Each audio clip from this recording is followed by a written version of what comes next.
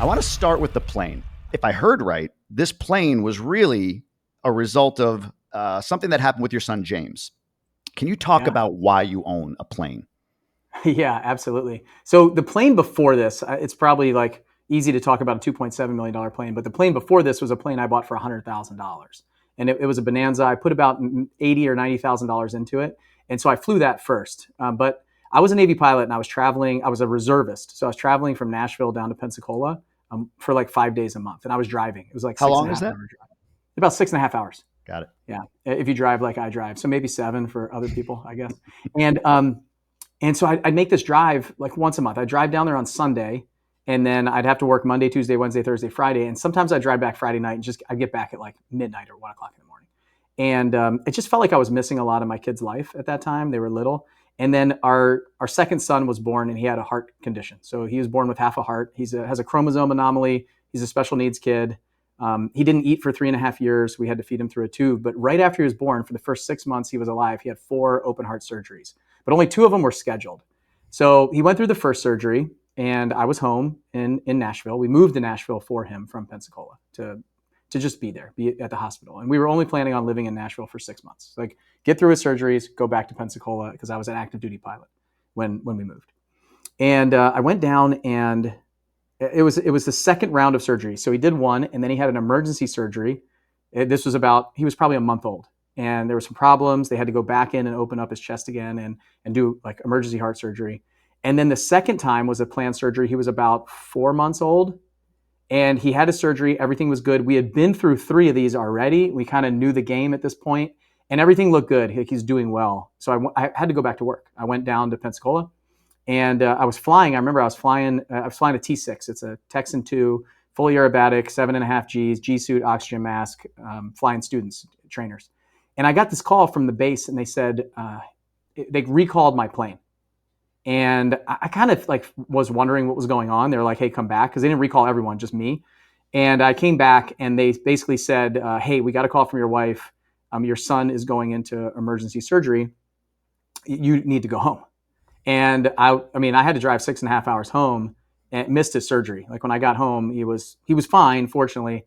But it was like that moment that I was like, you know what? I just want to be able to get places fast. Like I travel a lot, I speak, and I do events, and I just want to get there and get home. And so that's when I said, okay, I'm going to buy an airplane so I can be home in an hour and a half instead of 6.5 hours. And so that's kind of what prompted me. Plus, I always wanted one. I was just kind of scared to buy one and stuff. I didn't understand it. I had thousands of hours in the military, but never had to do my own maintenance, pay for my own fuel, all that stuff. So it was really my son that was the catalyst. It was this kind of emergency, like missing their life. And then when I went down for 5 days a month, like I would leave on Monday morning. I'd take him to school, leave on Monday morning, work Monday, Tuesday, Wednesday, Thursday, Friday, and I was home for dinner on Friday with the airplane. So it's just like a total time machine and a game changer for the way that I was living my life then and now. What year was this or thereabouts? My son was born in 2016, so October 2016. So he had his first surgery the day after Thanksgiving. Yeah. And then we were in the hospital for basically 4 out of 6 months from November till like April. We missed Christmas. We were Christmas in the hospital. We got out New Year's Day from that first round of surgeries. And then we were in about another 6 weeks the second time he had to go back. Wow. And today, are there more surgeries required? How is he doing, at least physically? Yeah, he had a 5th surgery when he was like 4 years old. It was probably about a year and a half or 2 years ago, I would say. Mm-hmm. And these are all planned. It's like 3 surgeries that are planned. And these kids, 20 years ago, he would not have lived past birth. Like there's just no way he would have lived past birth. And so the oldest kids that are doing these surgeries are about 20, 21 years old now. Wow. And so like modern medicine is it's unbelievable what's happening and what's possible. And so he every 6 months he goes to get they look at his heart, just like an echo. And he does these thing called heart catheters from time to time. He just had to have one. And he's had 6 heart catheters. So what they do is they have to put him to sleep, and they go in with a camera and some equipment into the veins and into his heart. And they measure all the pressures and map out all the veins to see what's going on. Because basically his heart and all the blood flow, it's just like making its own like veins and stuff like that now to make sure that the blood is flowing the right direction. Like the body just heals itself effectively. And sometimes that can cause other problems. So every 6 months, he just like gets his his heart mapped, and we never know. He's for those that are like into 1 in 100 kids have these problems, like congenital heart defects as One kids. in 100? Yeah, and it's probably actually less now. It's probably like 1 in 90. They just haven't done as many studies to determine it. So when you get in this world, like whenever I do a conference, I do these conferences, these real estate conferences. We have about 1,000 people there. I'll say, hey, stand up if you've been affected by this CHD, and you'll have 20, 30 people in there stand up, whether they've had surgery or their family has had surgery or their kids. And so it's definitely way more common now. And when you get in that world, I was shocked. Like I had no idea. Nobody in my life has ever been like, Down syndrome, special need, chromosome anomalies, heart surgeries, any of this stuff. And when you get in that world, you're just really surprised at how many people have to go through this. So he might need a heart transplant down the road. He might not live as long as our other kids. We can't get him life insurance, like things you don't even think of. Health insurance, he can't get like regular health insurance. It has to be Obamacare or like government backed health insurance, because they're just like, no, we're not taking you guys as a family. So there's all these things. Our medical bills around the time he was doing surgery were about $1 million a year. And fortunately, I was still in the military and they were all covered. Like we just paid like $2,000 out of pocket for $1 million of coverage. It was crazy. Holy cow. All right. As a dad, as a driven guy too, I mean, like you said, 6.5 hours on what would be a 7.5 hour drive. I mean, Navy pilot kind of driving. How did you cope? Where did you, there's people that might turn to alcohol. There's people that might turn to work. I'm getting the impression that maybe that was your vice. How did you cope? How did you deal with that as a man, as a father? Yeah. Like during that time, James did something for me that I didn't expect. So I think when something like this happens, you fall into two. At first it was like, tears and just wondering what's going to happen. Even because we found out about halfway through my wife's pregnancy. So they're like, Oh, wow. 20 weeks in or whatever it is, we found out.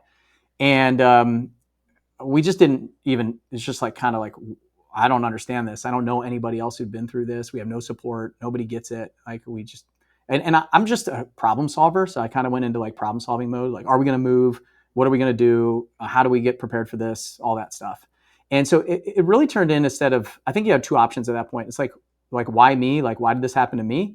Or this happened for me, And I fell into that bucket. Like, this happened for me. And I didn't really understand it until after James started to kind of like going through a lot of this stuff and growing up.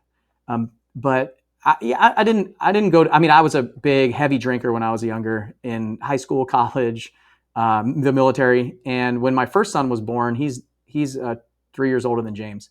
I just stopped drinking. I took all the alcohol out of the house, stopped drinking completely, because that's what my dad did when I was a kid. And I didn't have time. I feel like when I was building my business, I had kids, to be hungover, to any of that stuff. So that wasn't really an option.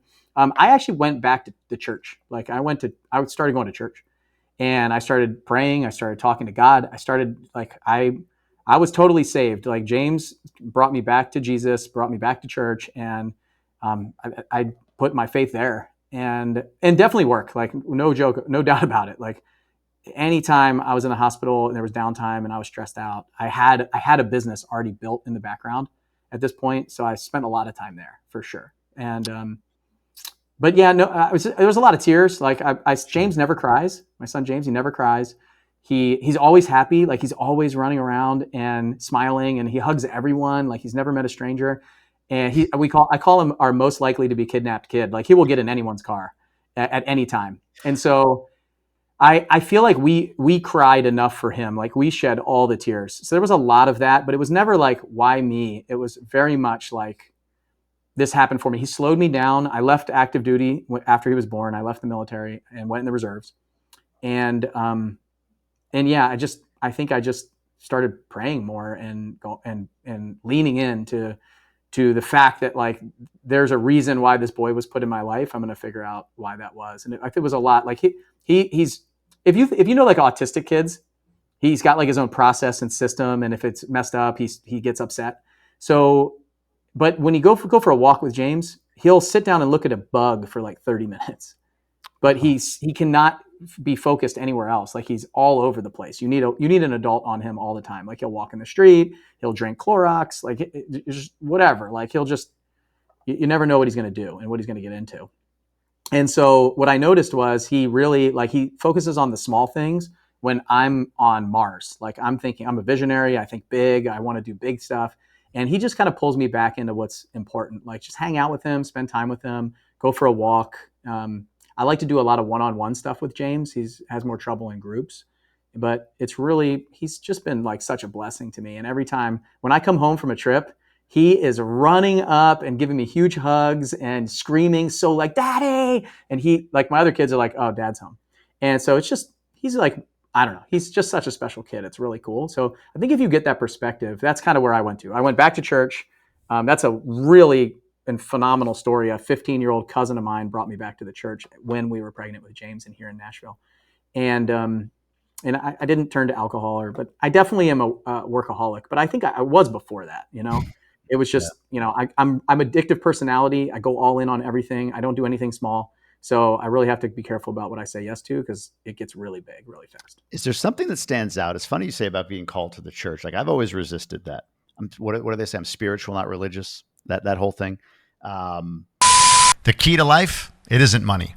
It's happiness. And when you measure how happy you are, you actually become even more happy. Our friends at GoBundance, the Tribe of Millionaires, use a very specific tool to measure their happiness. It's called the Life Happiness Index, and you can have it too. Go over to GoBundance.com/LHI and take your Life Happiness Index assessment. You'll rate yourself in multiple categories on exactly how happy you are and get a custom output for you specifically that you can use in developing whatever goals you have for your life. GoBundance is the tribe of healthy, wealthy, generous people who choose to live epic lives. And the tool GoBundance members use at the base of all of that is the Life Happiness Index. Get out there and grab life big. But at the same time, there's this sort of pragmatic, logical part of me that says, all things personal development, all things that we, like you said, the mindset of it happening for you versus to you, all of that, Napoleon Hill's books, no matter what you read, it's all rooted in the Bible. It really is, right? All of these concepts are rooted in the Bible. Is there something that you in particular that you remember or that you recall, or is there a moment or a couple of moments in the church when you returned to the church that really sort of made you go, wow, it was the seismic crack or the shift that has led to everything else for you in your life right now? Yeah, absolutely. So I think religion is an interesting word that you used.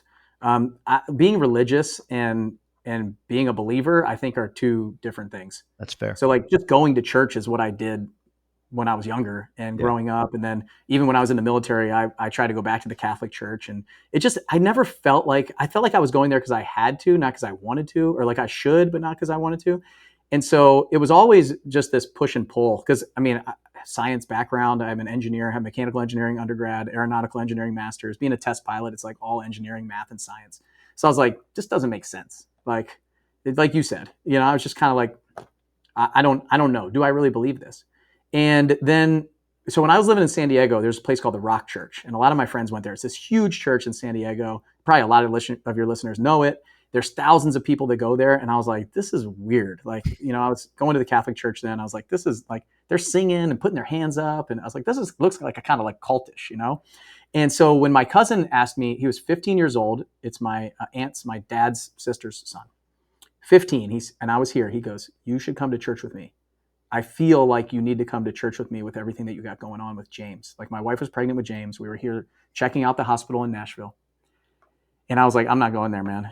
This is like this church where they sing and put hands up. I was like, that is like a cult, man. If you want to go to another church, I might consider going to another church. He's like, just come. And I was like, all right, fine. He couldn't even drive me there. So I drove to the church and I said, fine. And his sister was 2 years older. He was 15. His sister was 17. And we drive up and get in the parking lot. And there's some guy there like waving. And I was like, see, this is exactly what I'm talking about, man. This is weird. Like there's some guy welcoming me in. They're going to, I don't know. They give me some Kool-Aid to drink, all this stuff. And I went in and they're singing for 30 minutes. They worship and sing. And his sister standing next to me with her hands up, like screaming, doing all this stuff. It just I was like so uncomfortable. And then the pastor came up and there's this guy named CZ, Curtis Zachary. And I still remember I'm in a room, there's probably 1,000 people in there. And he starts, preaching. He starts giving a sermon. And I had never been in a place like this that they talk and teach the way that they did. But legitimately, Jamie, I was the only person in the room. Like everything else turned off. It was completely black. I'm getting chills talking about it again. This was like 7 years ago. And for 40 minutes, I was like, it was him having a conversation with me. With 1,000 people around me, they were just gone. And I was like, this is weird. Like this is not normal. I've never experienced this before. I can't describe it. And so I left. I remember walking out of there kind of quiet. My cousin was like, what did you think? And I was like, I don't know. Like, I don't know. I don't even know what to say. Got in the car, drove away, and we went back to Pensacola. Like the next day, we went back to Pensacola. I went back to work on Monday. And I said, this was a fluke. Something's off here. So I'm going to prove that this was a fluke. And they stream it on YouTube. So I remember talking to my wife. I said, next Sunday, I'm going to watch it on YouTube. If you want to watch, you can, but like whatever. Take our oldest son. He was like 2.5. Take him and do something with him, but I'm going to be there on Sunday and watch this. And I go on YouTube. It's a different pastor. He gets up and he gives his sermon, and it's like he's talking directly to me again. And I was like, okay, all right, God, I'll listen. I'm all in. And we decided to move there. Those 5 days that I went back to work, I decided to move. We bought a house in 7 days. We packed up our truck. I've moved 18 times in the last 20 years. It was like no big deal to move all my stuff. Rented my house out, bought a house online, saw it on Zillow, just bought it, and then paid cash, moved in 7 days. And I've attended that church every Sunday since then. And I don't think it's like necessarily it's a non-denominational Christian church. I have all through James's surgeries, they have been there for us. I probably only know like 20 people at the church. Like I don't know the thousands and thousands of people. I'm in a small group Bible study there, but I love the way that they brought me in because they teach the Bible using today's like what we think about today. They teach. I feel like I'm going to school every Sunday and every time I go there. And it's been unbelievable. So those 2 sessions right there, it was like I totally believe the Holy Spirit was like, this is your time. I'm pulling you in. You choose. Do you want to stay? Do you want to keep going deeper, or do you want to forget this ever happened? And for me, that was it. It totally changed everything for me. And so I tell this story a lot. I bring it into my community. I try to bring God and Jesus into my world and basically run a ministry without being in your face about it. Like just show up. People know you're a Christian. They think you are. Just run my life, run my business. I don't have signs on the corner and hitting the Bible and yelling at people. And even that was a challenge. It took me 5 years to be like, okay, I'm going to do a podcast on God. I'm going to talk about it. Because I didn't want to use it for business. I see people all the time. They put it in the front of everything that they do, and they're not. The back of the house doesn't match the front of the house. And so I think it's really hard to wear that label because like we're all broken. So it's been a journey. I call myself a baby Christian still. Like probably I don't know. James is 7, so he's almost 8. He'll be 8 in October. So it's almost 8 years now that I've been going to that church and really believe.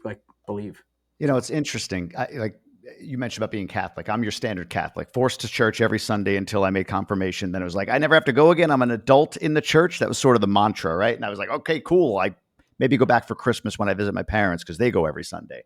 But other than that, I've been to my wife's church. My wife's from the Dominican Republic originally. She immigrated when she was a kid, but I've been to her mother's church, and it's like kind of what you described, very active. There's drum set and a full band on stage, the whole nine. So it's interesting.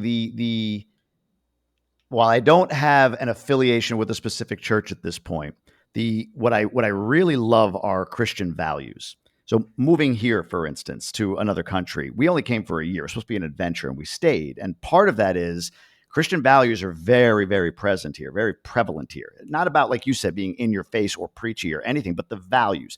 Family is important. Kids are important. A school shooting is like you're from Mars here, right? Like those sorts of things just don't happen because there's a very strong root in Christian values here. I don't know why, but I'm sure you've been asked this question before, especially I'm just thinking as an engineer, as a mathematician, as a scientist, how do you explain the existence of God through that lens? I don't. I think, for me, when I think about it, I tell you what, if I can live my life, let's just say it's just a book. Let's just say it's the best marketing plan on the planet of all times. and it's like we have like it is the most read book in the world. It is like you go anywhere, people are going on Sunday, on Wednesday nights, whatever night they go to church. And there's so many people that believe in this. Like, let's just say it is the best marketing ploy on the planet. Like, I would rather be wrong as a believer at the end of my life than right as a non-believer, if that makes sense. Like, That's amazing. if at this point of my life, it's like, you know what? Like, even if I live my life with the proper values, I'd rather die and be wrong about this than be on the other side, if that makes sense. It And does. as an engineer, like there's a lot of things I can't explain. Like pretty much half, I don't know, 20% of the stuff that goes on in my regular life, I can't explain. And I love my whole life. I've sat on kind of like, I don't know if you ever heard Kiyosaki say this, like he sits on the edge of the coin and he looks at heads and he looks at tails and he's interested in both parties and their thoughts and what they do. And then he makes his own kind of decision. So when I heard this a couple of years ago, I was like, that's me. Like, I'm not really like far left, really far right. I'm not really like, I've never been like a huge believer. I've never been like the extremes are the problem in everything that we do. Like the extremes of religion are the problem. I spent a lot of time in the Middle East in the military, and it's not the people that read the Quran. It's not the Muslims that they're a problem. It's the extremists. And I think it's the extreme Christians that are a problem too. Like it's like just, so I've always kind of like sat on the edge and just try to look on both sides. And I will say, I think in this point now, I'm definitely, and even I'll probably call myself a baby Christian until I die, because there's so many people out there that know so much more, and I'm constantly developing and just learning. But like, I feel like there's more evidence to say that this is true, that this really happened, than there is that says it isn't. And so when I sit there and I actually learn, I study the Bible, I want to do mission trips to the Middle East to learn about this. I want to see the birthplace of Jesus. I want to see all this stuff. Like, but there's so many people that I respect, that I believe, that I trust, that have done so much deeper work on this than me, that the more I dive into it, I feel like there's just more evidence that it's true than there is that it isn't. So I'd rather die on that side than die on the other side. And that's kind of where I sit right now. And I know it's probably not the best answer for, there's going to be people that are like, this guy's an idiot. But for me, like on a scientific route, is like, I feel like there's more proof that I've experienced over the last 8 years. And I'll tell you what, the feeling that I got in that church, like I know this guy's Curtis Zachary now. We're friends. Like he prayed for James the entire time. Like what he was saying, I don't even remember his talk. I couldn't even tell you what he said, but I tell you how I felt. And I never felt that way before, ever. Amazing. And people that are believers know exactly what I'm talking about. When you're sitting in that room and you're the only person there and they're talking directly to you and you've never felt it before and you cannot explain that. Like, and so I haven't felt like that in a Tony Robbins event or a personal development event before, you know? And so there's just, I say I can't explain it, but I'm willing to die believing, and I want to die believing because I want to go to heaven. I want to be a better man. I want to be a better follower of Jesus. And I don't know. Nobody's asked me that question before. It's a very difficult way to answer it. So it's a great answer. I love this, the coin sitting on one side of the coin. I think Joe Rogan is very popular because of that same thing. He's not pinned down to one side or the other. He's not, people like accuse him of being too left, too right, but he does what you said. He sits on the edge of the coin and looks at both the heads and the tails and then makes a decision. And man, if we could all in society do that, what a better place it would be, as opposed to, you believe what? Oh, that means that you're a Trump guy, or you believe what? That means you're a Biden guy. Like that polarization is the extremes. And it's actually absolutely what's killing society right now. And those sides are broken, like the whole pop. But Joe Rogan also is like, he's pretty strong in his belief after that, you know? And I think that's the challenge that I've had my entire life. And anybody who doesn't have a massive following on social media or in their content, the things that they do is like I never really choose a side and go all in on it. And so that's the challenge, I think, as I start like trying to grow a personal brand and try to figure out who I am. And honestly, I think the military really hurt me in that. It's very much follow orders, do what you're told, like push down, don't believe, like, don't be too strong one side or the other. It was very much like I always try to just walk the line and make other people happy instead of really figure out what I believe. And so that's been a challenge the past few years, is like, what do I believe and how strong do I believe it? And am I willing to talk about it? And am I willing to tick people off? Because I very much like have lived my entire life just trying to be liked by everyone. Yeah. And Joe Rogan, I think, does a really good job of like planting his flag after he decides, which is something that I try to learn from him and other people. My personal brand has grown a lot in the last 6-8 months. And it's really, to me, what you just described, three different things. So when people ask like, hey, how are you growing so fast? Like what's happening? The first thing is, what do you stand for? Like people need to know what you stand for, and to your point about you're going to tick people off. Yeah. More like people will get ticked off. In other words, you don't control that, they do. Yeah. And, being offended is unfortunately become like an industry, out there, and behind a keyboard is way easier to be. But that's the first thing. What do you stand for? And then within that, what is your unique advantage in what you stand for? Like what's the unique advantage you have on that topic or on that along those lines? I mean, I know you stand for financial freedom, spirituality. There's so many things. And then what's the unique advantage? Then lastly, who are you serving? And then, to be honest with you, you get to a point where I feel like attraction becomes the easy, and then repelling is where the work is.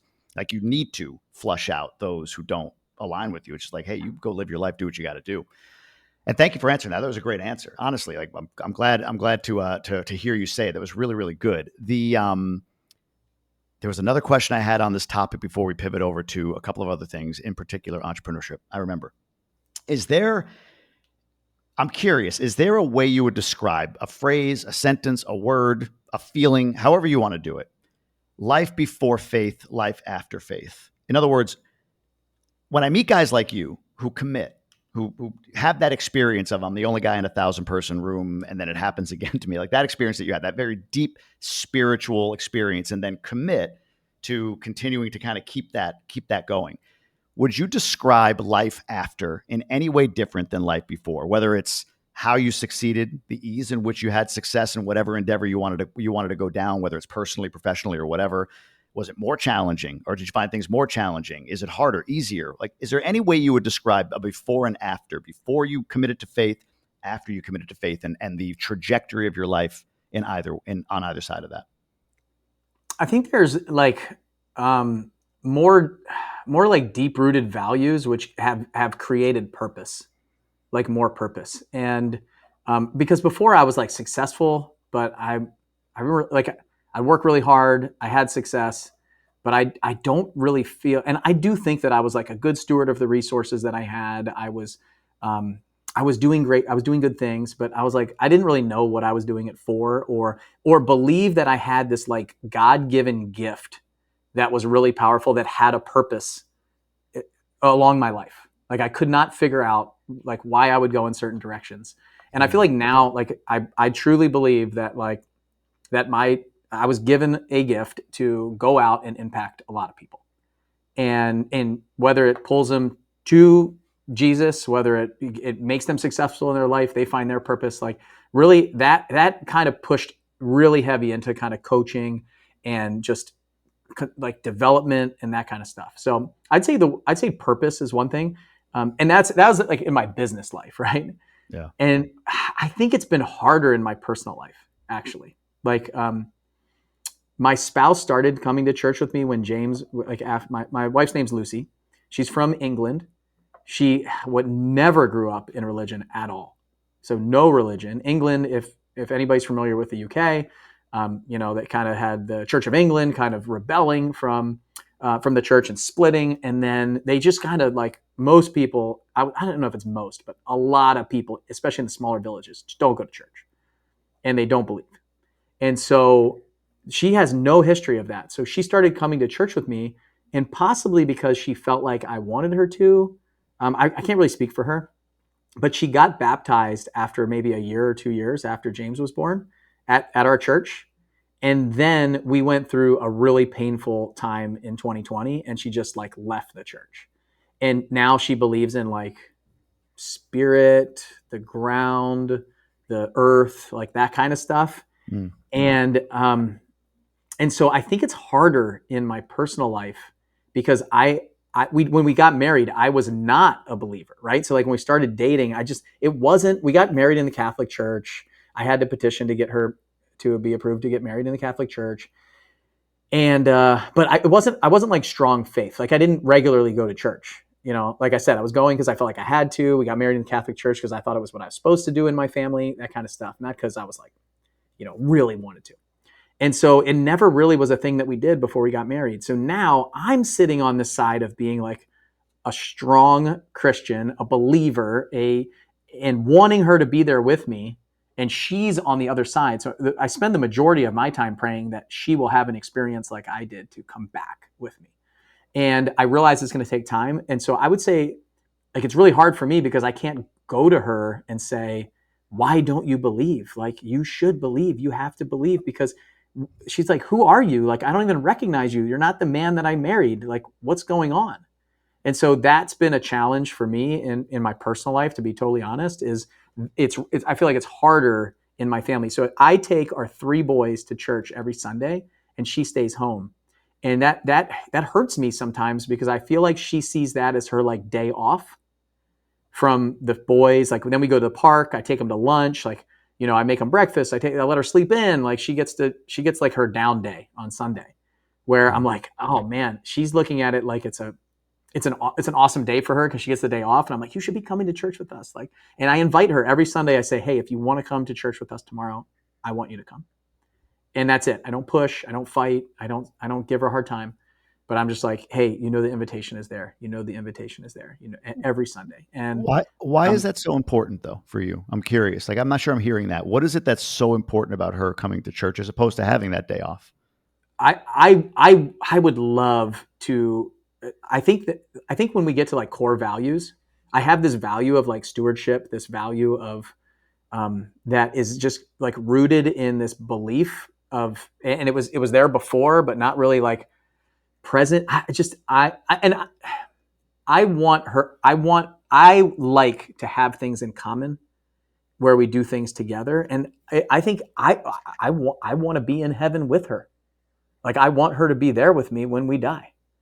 And at this point, like I really hope that she has the same experience that I do, because I do believe that I want more people to come be believers. I want more people to become Christians. I think that this is the way, and it's like my own. Like I kind of feel like, I don't know if like I can't bring my house to, our house is kind of divided. I'm raising our kids. I want my boys to have their own experiences. And right now they see their mom who doesn't come to church, and we're not like a unit that is kind of like going in the same direction. And that's hard for me. It's challenging. Like my 9-year-old now is like, why do I have to go to church? Mom doesn't go.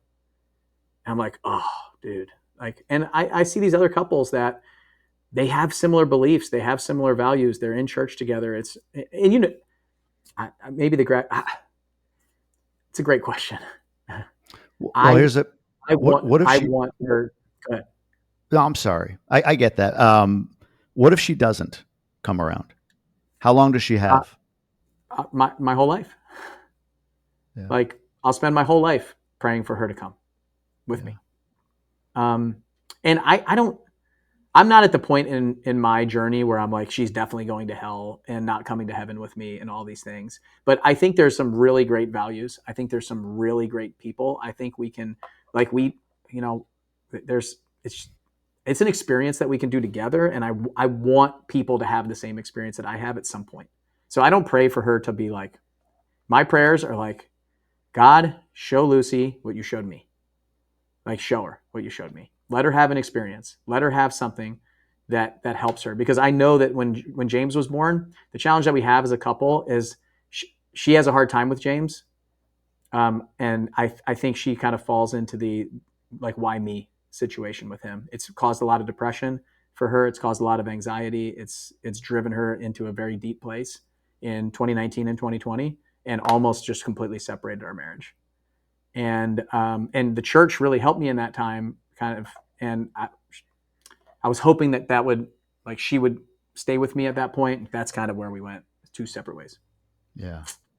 But again, I have no control over another human being at all. Right. So the only thing that I can do is keep showing up the way that I show up. Keep showing her the example that I want to be. Keep being the best person that I can. Keep developing myself. Keep growing, and show her that, I'm there for her, and this is what it looks like to be a believer. And so. Your take on James when he was born, your wife's anxiety, that can imagine. I was going to ask you the impact on you and the relationship of a kid with any kid with special needs, any kid that you go through all of those things with, man. I can't even imagine. And look, my wife, women generally are more emotionally connected. Like you said, we go into fix it mode. If you're looking at kind of feminine, masculine, woman, man, or whatever, and I know you can't speak for her, just your assessment, your take. Is there a sense from her that James is a representation of her being not enough in some way? I don't know. I think she feels that we were responsible for causing that, and now, like, I think a big part of it is the unknown of if he will ever move out of the house, if we'll ever be without a child. Because James may just live with us forever. Not be self-sufficient, and so she was probably looking forward to raising our kids and our kids moving out of the house and then having time back. And I think that I think there's a lot of guilt that comes with the being the mother. She was a mom before James came. It was a really challenging pregnancy. It was a really challenging life, and it's not easy. Like you look at anybody else that has 3 normal kids, and we basically have like 2 kids, and then James needs somebody on him all the time.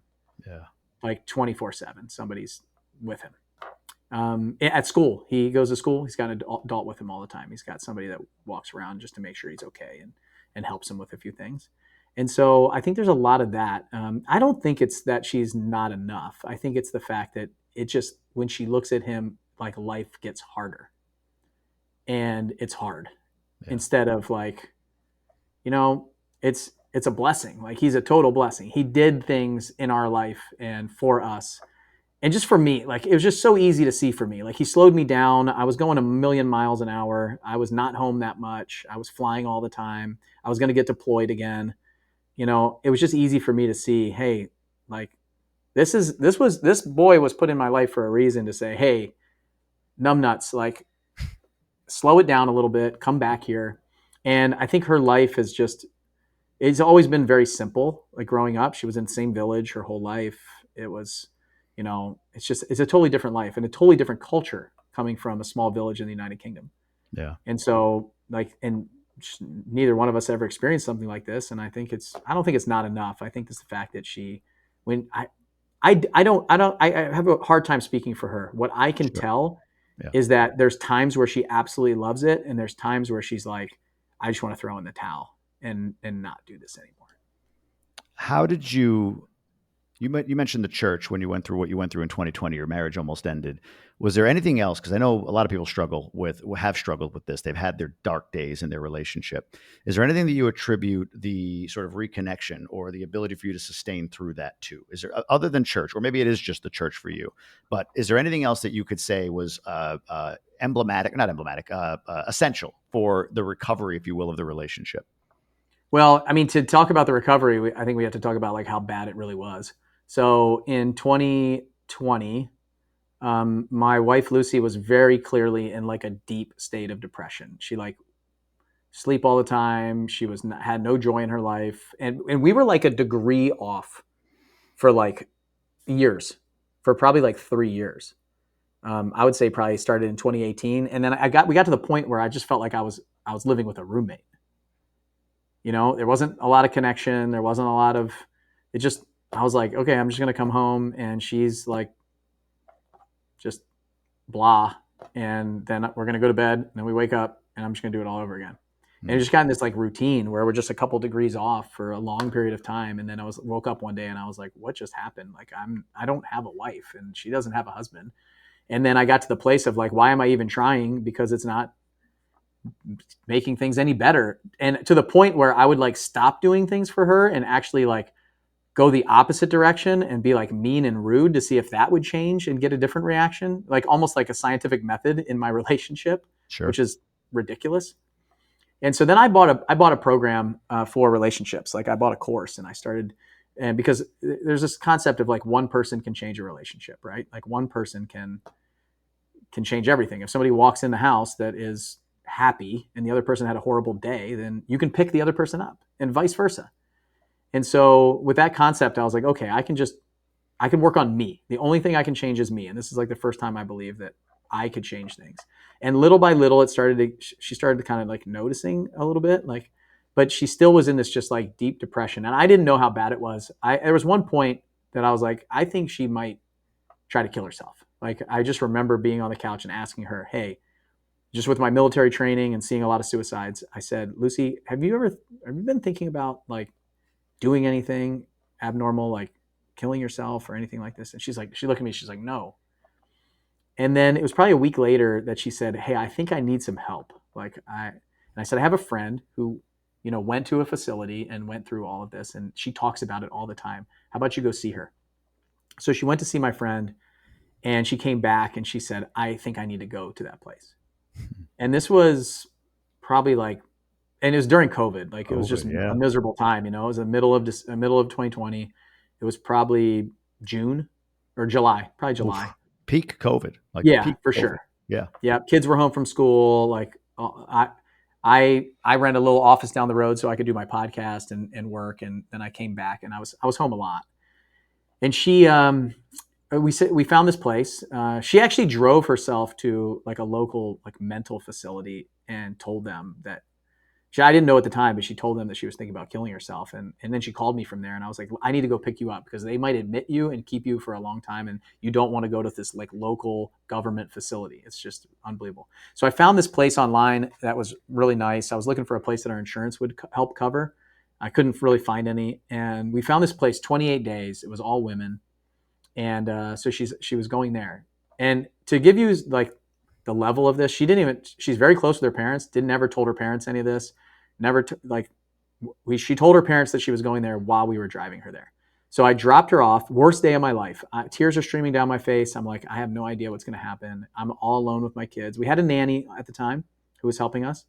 And so for 28 days, it's like this retreat up in the mountains in Nashville, Tennessee with, horses and things like that. And it's during COVID, so we can't see her. Like, the kids are not going to see her. I'm not going to see her. I don't tell anybody online about it. Like, not even my parents. Nobody knew about it. I did not ask for help. I pretended like everything was fine. I didn't think it was my place to talk about it. And 28 days turned into 2 months. My nanny quit after about 2 weeks of this. So I was on my own running the business during COVID, and we're a live event business. So we didn't have any live events. People were asking for their money back. It's just a nightmare. I was working 5 times harder than I ever had before. And so that was 2 months. 2 months turned into 3 months. And I was like, Lucy, I'm not paying for this anymore. Like, I was paying out of my pocket for it. She wasn't telling me what was going on. And then we got on a Zoom call with her counselor, her and me. And she asked me for a divorce on a Zoom call about 2.5 months into me watching, like, holding everything down on my own, taking care of the kids. We would do like trips on the weekends with the kids. I would just take them all over, take their mind off of it. She would be able to talk to them every now and then on Zoom, but hardly ever. And I was like, I don't know what's going on. This is ridiculous. I was like, fine. I got really angry and kind of started fighting back. This was about like early October. And then she came back and she moved into the spare bedroom and she was like looking for an apartment and stuff, like we were going to get divorced, and I was still working on myself. I was still doing these courses. I was still just kind of just trying to show up.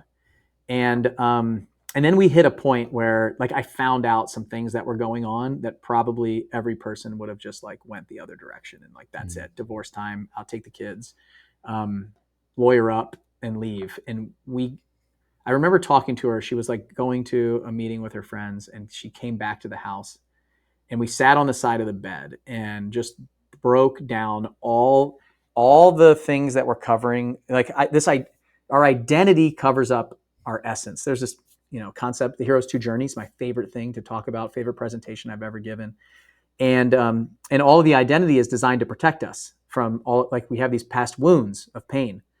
So unhealed source of continuing pain that our identity covers up and protects us from problems and issues and pain.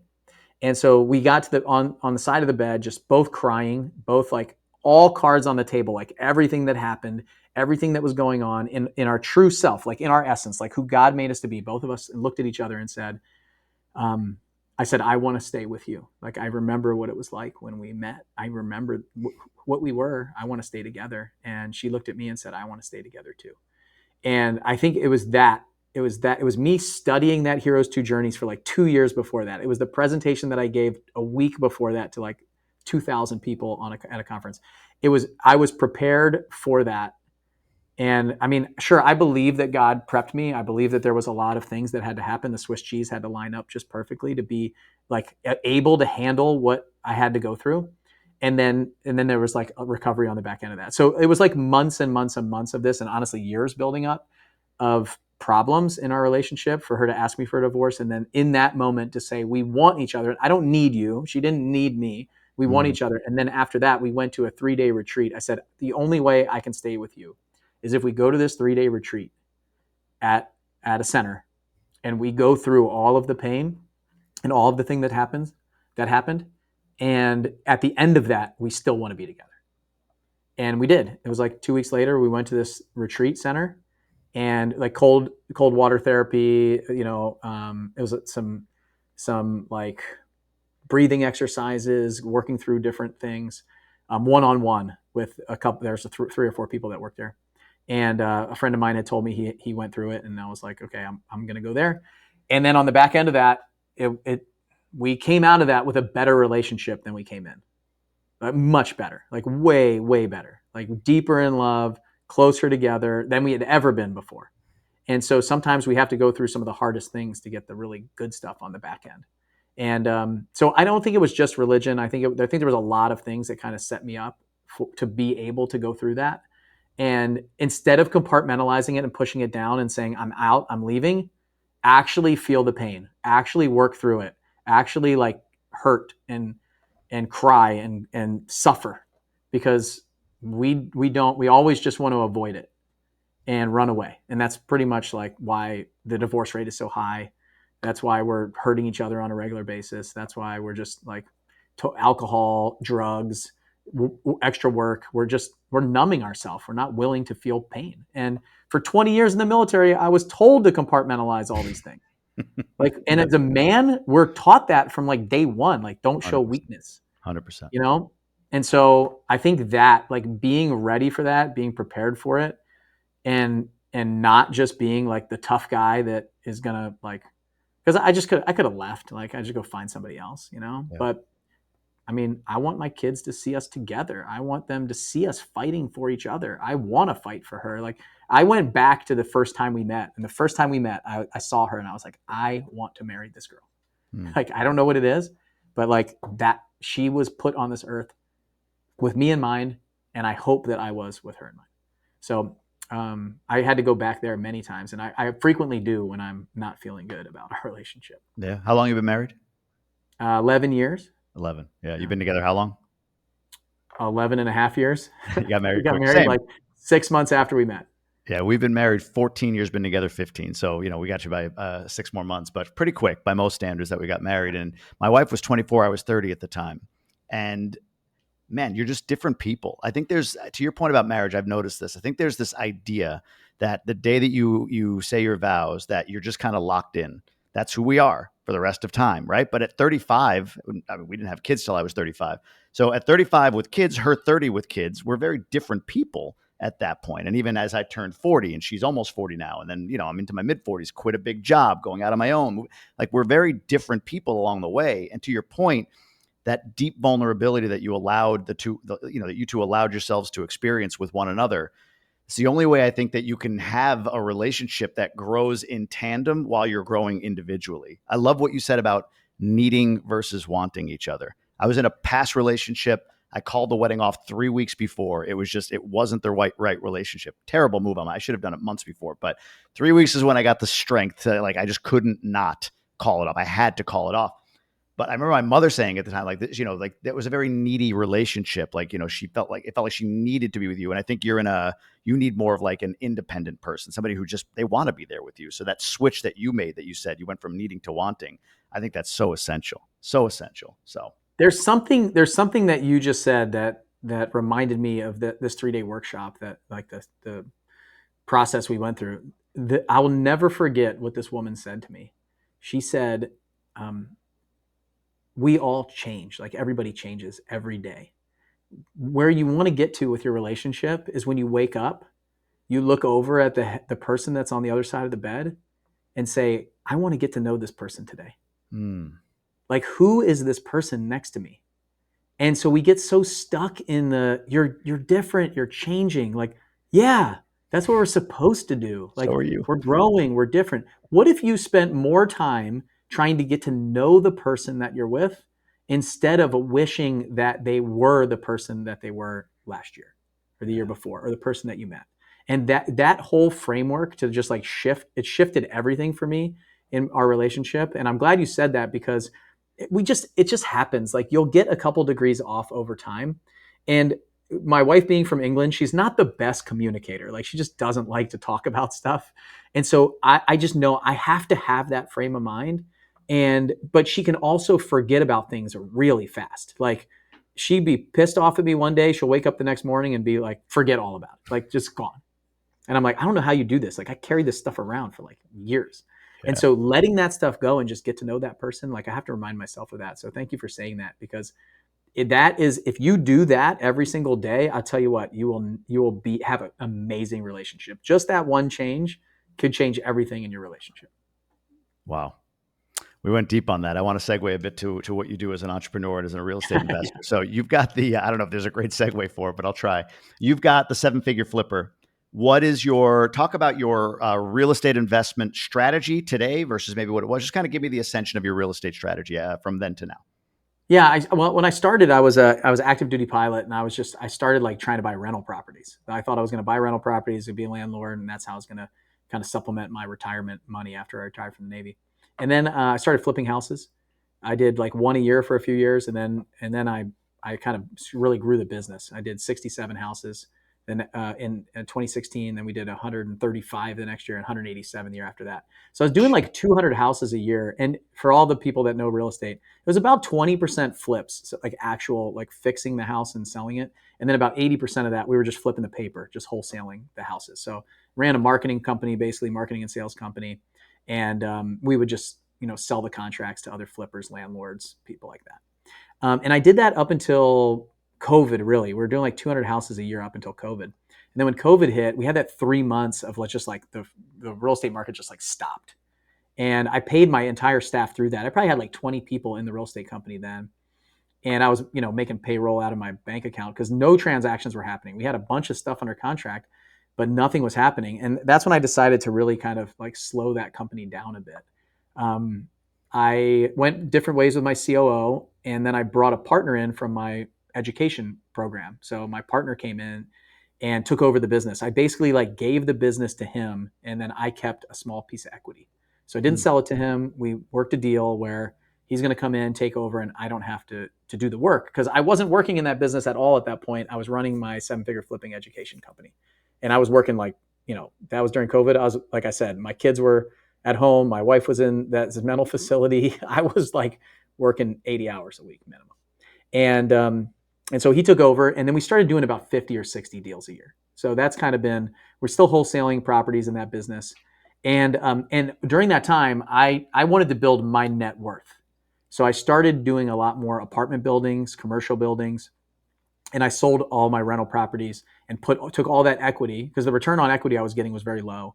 And I took all that equity and just dumped cash into my commercial buildings. And that started in about 2018, 2017. I started passively investing. Just anytime I'd make 50K or 100K, I'd invest in an apartment, because it would offset. I wouldn't pay taxes. So I haven't paid taxes. As an LP, or were you going in as an LP? As an LP. Got it. I had a student, a husband and wife couple that were in my mastermind, and I was coaching them.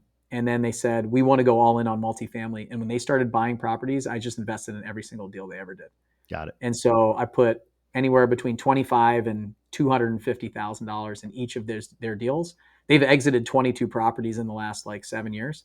So what I've been able to do is just recycle that cash. So Sure. I'd say I've probably invested about $2 million of cash into deals over the last 7 years. And I have about $10 million of equity in those deals now. Yeah. So, I mean, that's really been able to kind of double a lot faster than I expected. I try to double my money every 5 years, but the market has been really good. So we took advantage of that. And then they invited me in to start raising money. So I do a lot of different stuff in real estate now, but pretty much everything that I do revolves around me raising capital for stuff. So I spend a lot of time talking to investors, doing investor relations, talking to people that I know, talk about money. So I spend a lot of, like, the reason why I have the podcast and the plane is people see planes, they see that, and they see money. And so I branded myself that way because aviation has a lot of high net worth people or a lot of people that want to make a lot of money. So I can use that as top of funnel stuff to kind of bring people in about real estate education, or they have some money that they want to invest. Makes So, sense. so yeah, I raise a lot of capital. We buy about 6 to 8 apartments now as me as a general partner actively. And then I buy some houses in Kentucky and we fix them up and we sell them on owner finance. So we have about 25 houses in Kentucky, but that's a great portfolio. There's a lot of equity in there, and Sell it them as cash like flows really turnkey nicely kind for of, us. or just you sell them outright? We sell them on like we sell them to homeowners for owners. So we just like a turnkey business, but we keep them all. But we it's not rentals. We run lease options, or Sure. we do land contracts or mortgages for them. Makes sense. Yeah, The and then they don't go really ahead. pay those off. So that's a great like cash flow model for me. Yeah, no, that makes a lot of sense. How has the market been for you over the last, I don't know, year on the commercial side? Have you got caught in anything as far as some deals, maybe the debt coming due in the wrong year and so on, or have you avoided that mostly? We've been pretty good at that. My partners are amazing. We say no to way more deals. Like we probably underwrite 100 deals to buy one. And what we did really smart was last year, we probably had a stretch of about 9 months where we just nothing would work Yeah, with our numbers. Like when the rates went up, we couldn't find anything that would pencil for us. And what we didn't do, and my partners called me a couple times like, hey, do you think our investor would take 14% returns instead of 16? And I'm like, no, I don't think they would. Like, I don't think it's a good idea. I don't want to do that. I don't think I can raise the money at those kind of numbers on our projects. And we just stuck to our guns. And so we do have one. We took a 20 unit motel in downtown Nashville and converted it into short-term rental. And they're like studio apartments in the Path of Progress that we bought. And if we didn't have cash, like the three partners, we would have had to do a capital call on that. So that's the only one. So instead of doing a capital call, we each put cash in it. But I own like 50% of that building, so I'm one of the biggest investors. So I would have had to put the majority of cash in it anyway. So we each put in 200K on that one because we had bridge debt that we had to refinance out of, and that's sure. what most people are seeing: Yeah, short-term debt that they got stuck in a 8.5% mortgage rate, and then they went from 75% LTV to 65% loan to value, the banks. So that's so much money that you have to put in deals. And yeah. so now we're buying a lot of those. Like we closed 290 units last week, and then we have 355 units that we're closing in June. So I had to raise 13 million for that one. I have to raise 12 million for the one in June. So I have to raise a lot of money right now, and it was a huge jump. And because all these kind of projects, we took 9 months off, and now it's been pretty hot and heavy for us. And our thesis has changed. You asked me about that. Instead of buying like all over, we're focused in one area now. So the only place that we'll buy something right now is Murfreesboro, Tennessee, which is a Great suburb of town. Nashville where my Great town. partners live, right down the Yeah. road from me. And we'll have about 1,000 units by next month when we close that. So we're just going to buy up a bunch, and then we'll offload that stuff to some private equity group or somebody down the road. I have a 9-figure friend that is in the real estate development space in Murfreesboro. I'll have to connect you to him after we're done. Oh, So nice. That'd be great. hold me to that. He might know my partners. Yeah, sure. Absolutely. I'm kind of the guy behind the scenes that Well, doesn't talk. I just raise the money. well, I wanted to ask you that. What is in your business and your businesses and all that you're doing? What is your highest and best use of your time? I would right now. I think it's being more known. Like I think I can do a good job of giving a presentation, speaking from stage, getting people to relate to me. But the problem is nobody knows who I am. And so about a year and a half ago, I kind of went on that journey of like, the way that we grow our companies is people know who that person is. Like Elon Musk is much bigger known than Tesla or SpaceX or things like that. So much bigger following. And what I've been doing is putting a lot of power behind our 7-figure flipping brand the last like 5 years and no power behind the Bill Allen brand. Mm-hmm. So over the last 2 years, I've spent a lot of time and a lot of money becoming more well-known. And because that attention is the new currency, and it just gives me the ability to point at places. Like I didn't have an Instagram account a little over a year ago. So I probably had like 300 followers on Instagram, and I put a couple pictures of my kids. But that's the business card now. Like if everywhere that I go, every mastermind that I go, people just, who is this guy? They're going to look me up on Instagram or YouTube, maybe Facebook, but I've been like the dinosaur on Facebook. I made a lot of money on Facebook the last like 10 years. And so realizing that I have to kind of get with the new ways of media. So I spend most of my time just making content, making videos, and becoming more known, so that I used to wear this like badge of honor when I would like go to an event. So I spoke at Funnel Hacking Live 2 years ago, 5,000 people. Yeah. And unless you were in Russell's inner circle or you kind of knew me from that, if I asked, when I stepped on stage, I asked who knew me, there's probably like 200 people that would raise their hand of 5,000. And that's a big problem. And I used to pride myself on that. I was like, I'm going to go blow the doors off this thing, and then people are going to know who I am. Like, that's not good. Yeah. And so the best known product, the best known person is always going to beat the best thing. And I've been out here building best the last 8 years, but nobody knows who I am and what it is. So I think that's probably my highest and best use of my time right now. And that's where I'm spending it. Yeah. Brand is a hard asset. I've come around to that. I think I've said this before. I think a lot of us in our 30s, 40s look like, we think of social media or personal brand as like, promoting perfume on TikTok or dancing or something like that. But that's really not what it is. Brand is a hard asset. There's value in it for sure. And a lot of people are making a lot of money and building incredible businesses and helping a lot of people because they invest in brand. So that makes sense to me. The counter question to that is, what are you doing, since you do a lot of things, that you need to stop? Man, probably I need a lot of help with this money raising stuff. Like, I like doing it. You do it? You're the one on the phone? No, but sometimes. I usually do like bigger webinars and like talk to groups and things like that. But my partners are buying great deals to the point where the problem is I feel like I'm letting them down if I can't raise $12 million. And I got to expand my network. I got to expand a lot of that stuff. So that's the challenge is I got to stop saying yes to a lot of things. So I do that. I'm like, oh, I can do that. I can do that. It's just overextending myself.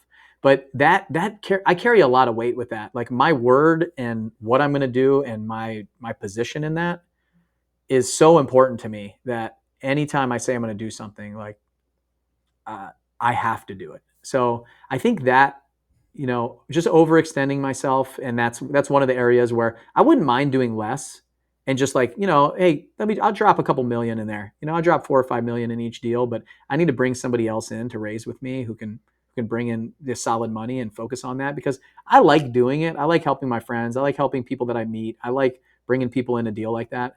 But it's a lot of pressure right now. 25 million in like 60 days, 90 days. It's a lot. So, and that's affecting me like 24/7. I'm not running around going, oh, I gotta do this. I gotta do this. But it's just the weight of that is just, I can feel it. I need to take some of the weight off of me to let me just think. And also I pack my schedule a little bit. And so I need more free time to think and do visionary stuff. Great so book. Those are a couple areas where I think I could do better. You ever read The Road Less Stupid? No, but I have been recommended that recently. Yeah, well, most of us who are stupid are recommended that book. But it's Keith Cunningham, and essentially, it's what you just talked about. It's about scheduling time in your calendar that's free. I'll be honest, I struggle with that because I don't know, the visual in my mind of what that looks like. You look at your calendar, and it's like, all right, 8 to 9 this, 9 to 10 this, 10 to 11 free time, thinking time, and then 12 or whatever. It's like you just go and like your calendar goes off. You're like, oh, okay, hold on. Let me think for an hour, right? Like it just doesn't resonate with me. So I tend to do it in weekends. I'll take a Friday, Saturday, Sunday, go to a hotel and get away from everything for 3 days, kind of my time off, if you will, once a quarter, just to sort of get detoxed in my brain. Like no phone, just let it all settle down, go in with an intention, write things down. It's the best way I've learned how to kind of slow down, because I'm like you, I say yes to too many things, which prompts this question. I'm sure you've said no, and I'm sure you've done it in a way that feels really good before, but I'm sure you're saying yes a lot if you're anything like me, and most are, I think, because you're a people pleaser, and in the moment, you don't want to let this person down, and you'll figure it out on the back end. Have you found an effective way to say no that you could duplicate? The best way that I do it is I don't do it. What do you mean by that? Like I can't be me. Like I cannot, and I can't even see it. So like I can't see if my assistant says no, I cannot see her say no. Yeah. So like she has to say no in her email or her phone. And so here's the best way that I did it. And this might take some time, but I will see. The best way that I did it is I gave up my cell phone for 7 months. Interesting. So I had no phone for 7 months at all. There was no way to get in touch with me. And this did many, many things. So James, my son James, we talked about him. He had a Make-A-Wish trip to Disney. And so it was scheduled during COVID. They canceled it during COVID. And I'm glad they did, because he got it when he was older. So we went on a Make-A-Wish trip last year.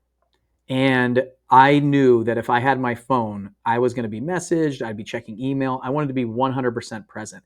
And I've been planning to do this for a long time. I had 2 phones. I had a phone in a box, like a brand new phone, that I was going to give my phone to my assistant, and I was going to use that one, which was like a bat phone, 4 numbers in it. That's it. Yeah. And so I finally said, all right, just rip the Band-Aid off. Here you go. Take it. And she took the phone with me, and she lives in Missouri. So she drives from Missouri to Nashville for like 4 days a week, and then she goes back to Missouri. So she took it and drove it to Missouri the day before I was leaving for this Disney trip.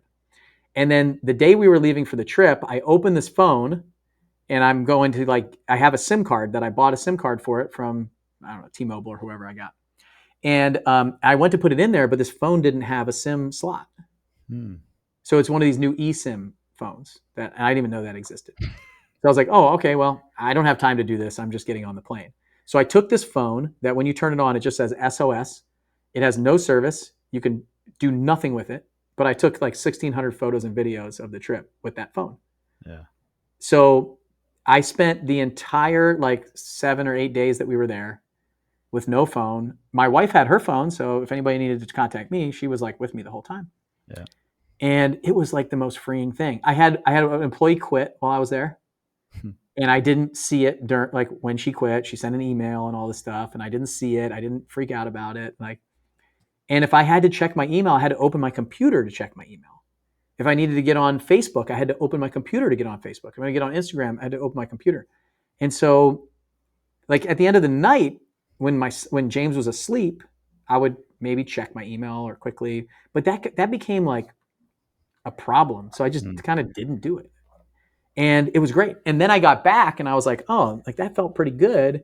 I wonder if I can just keep this going where I have no phone. I don't really need it. What do I need it for? And so I just did another week of I don't need it. It was in the office with me because she was there, but she kept it, and she was answering text messages and phone calls. So my phone's ringing right now, and she would answer it, figure it out. Like a real secretary used to when I was a kid.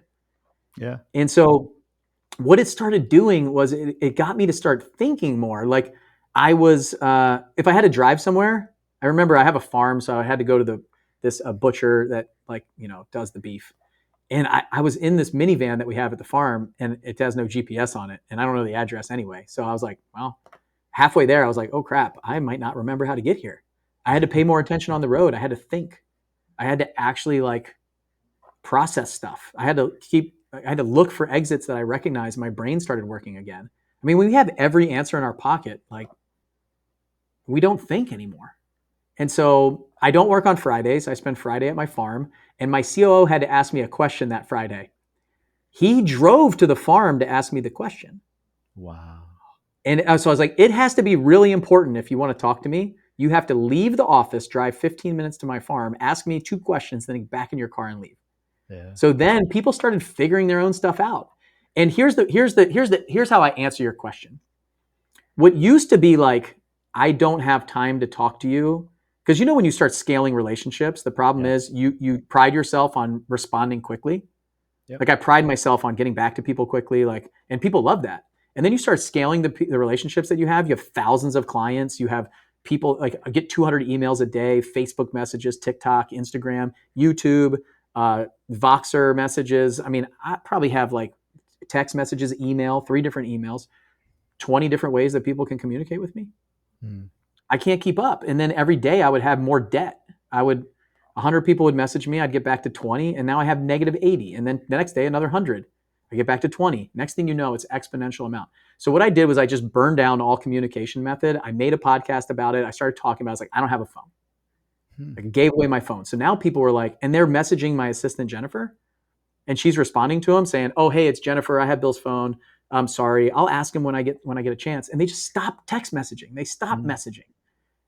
All the communication started getting quieter because they don't want to talk to her. They want to talk to me. She says no. I don't say no. I never see it. And what that did for my life was like, it simplified so many things. And then people were like, oh yeah, he doesn't have a phone, so I can't get a hold of him. Oh, he doesn't have a phone. And then when I meet somebody, they're like, oh, hey, can I have your information? I'm horrible about getting back to people. So I'd be like, I don't have a phone. I'd be like, what? And it would start a whole nother conversation. And they would totally, like, I meet a guy at the gym and he's like, oh, hey, I've seen you online. Like, dude, hey, could we meet up? And I have you some questions about like real estate and finance and stuff. And normally I'd be like, yeah, here's my number. And now it's like, yeah, I mean, I'm on the farm on Friday, but I don't have a phone, man. So maybe you could set it up with my assistant or something. Here's my number. And I would give my number out like I didn't care because they're messaging her, not me. Yeah. And so that changed everything for me. And so I don't know, long way to answer your question, but I can't be involved. I can't be in the loop. If I see it, I'm like, why'd you say no to that? There's a good opportunity. I should do it. And so I need to be saved for myself. That's so good, man. That is so good. I mean, I am tied to this thing. Are you kidding me? I'm tied to this damn thing. So totally. That's so, like what you said makes so much sense. I can't be involved. This is what I've done. And this is a Rob Dyrdek thing. I heard him say it. I'm like, let me try this. I love Rob. I have an assistant and a virtual assistant. Now, he lives in the Philippines or whatever, and he's amazing. I mean, what I pay the guy for what he delivers is incredible. But anyway, my wife, because I can't say no to her, would say, hey, next Friday, can we? And I'm like, oh, yeah, sure. And then next Friday would come and I'd know there's a conflict and I'd figure it out on Friday, piss her off, piss the other person off, not feel great. So now everything is between her and Mark, my assistant. So she needs something. She goes to him. He clears calendar, reschedules people, does what he has to do, and then puts in what's important to her on my schedule. Like you said, I'm out of it. It's incredible. Less fights with the wife, and I don't have to. I don't even know what happened. Right? I have plausible deniability. But to give your phone away completely, wow, that's inspiring. I got to think about that. I'm at the point now where she had some things go on in her family where I had to take my phone back, and it has been horrible for like the last 6 months or so. And so I'm ready to give it up again for sure, forever. Like I just don't want it. I had to burn it all down in order to get going. By the way, you mentioned Rob Dyrdek. I have a mini horse at my farm just because of that guy and his TV show, Robin Big. They had a mini horse in their backyard. From watching that as a kid, I was like, I'm getting a mini horse one day. And now I have one in my backyard. Incredible. Look at the Rob Dyrdek connection. All right. I told you we wouldn't go to the wire, but it looks like we're going to. I want to ask you real quick about this. Your passion, I think you said Tuesday nights, 7 p.m. Central, or maybe it was Thursday, one of the T days. Yeah. Financial literacy for kids. What is this? What are you doing there? Yeah, we had some kids start like coming to our conferences like 5 years ago. We had one kid, this little girl named Riley. Her dad's divorced, and the time that they spent together was her dad was in our community, and he was doing real estate. And anytime she'd be at his house, she would go on his appointments and stuff and see the houses and do real estate with him. And so she started coming to our conference. She was probably like 12 years old, coming to the first conference, and she was the only kid in the audience. There were like 500-600 people there, and she's this kid in the audience. And then a couple more people started bringing their kids, and so these kids started like getting into real estate, and it just started becoming a thing in our community. We had kids. I had one kid speak from stage at our big live event, 1,100 people, and she was 15, and she had done a deal, and then that inspired 3 kids the next year to do real estate deals, like flip a house or wholesale a house or buy a rental. And then they spoke on stage. We had 3 kids speak on stage the next year. And it just kind of started snowballing. And then I was like, what if they want to do more of this, like learn more about financial literacy, learn more about business, real estate, all that stuff. So we did an event last summer at my office here. I have a 16,000 square foot office in Spring Hill, Tennessee, just outside Nashville. And we brought all these kids and families in. We had like 200 people come to the office last minute. It was like 2 weeks before. And I was like, wow, this is awesome. Like we had a party at my farm. We had like a money booth and a slip and slide. And we did like classes here, and we split them up into different ages but taught the same content over 2 days in different age groups, because the way you teach, 5, 6, 7-year-olds are very different than 17, 18-year-olds.